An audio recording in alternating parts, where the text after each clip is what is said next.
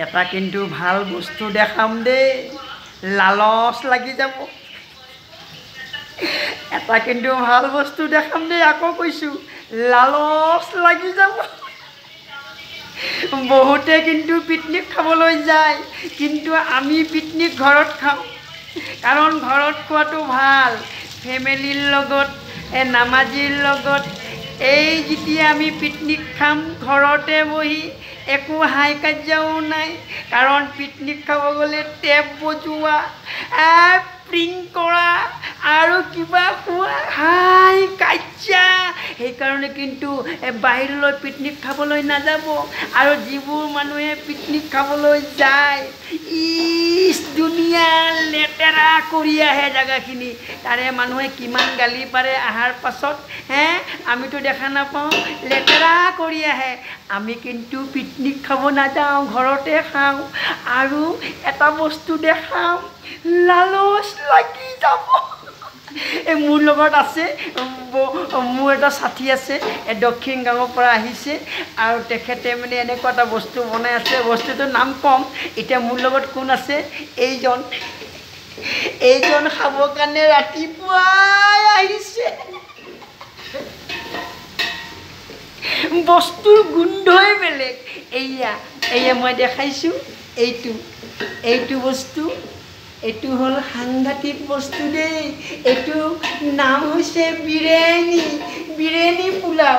এয়া পিঁয়াজখিনি হেৰি কৰিছে, তাৰ পাছত চাই থাকিব দেই। এয়া পিঁয়াজখিনি লাল কৰিছে, এয়া খুবেই লাল কৰিছে।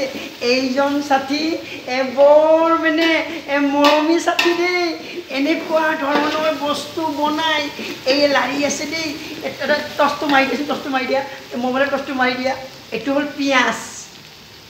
আগতে পিঁয়াজখিনি ফ্ৰাই কৰিছে, তাৰ পাছত পিঁয়াজখিনি যেতিয়া ক'লা হৈ যাব, এয়া ক'লা হৈছে, এয়া মই দেখাইছোঁ, এয়া ক'লা হৈছে।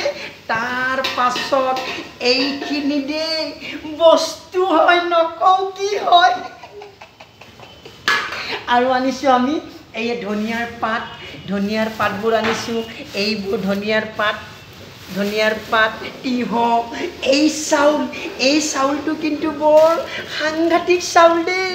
এয়া সাংঘাতিক চাউল, দীঘল চাউল, ইয়াত নাপায়।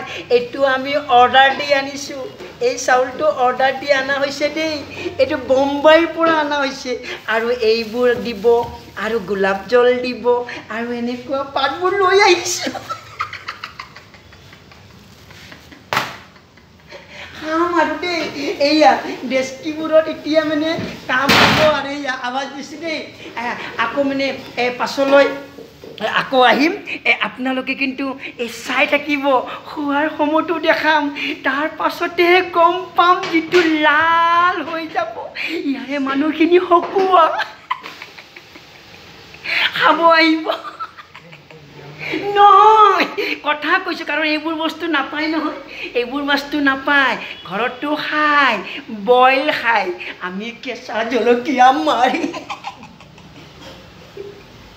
গৰম মছলা, এইবোৰ আকৌ পাছলৈ আহিম। আমি ঘৰতে পিকনিক খাব লাগে, কাৰণ পিকনিকত যাব নালাগে। আৰু মই সকলো ৰাইজক নতুন বছৰটো আহিলে নতুন বছৰৰ শুভেচ্ছা জনালোঁ। আপোনালোকে ভালে থাকিব আৰু মছজিদত আহিব, দিনৰ কাম কৰি থাকিব।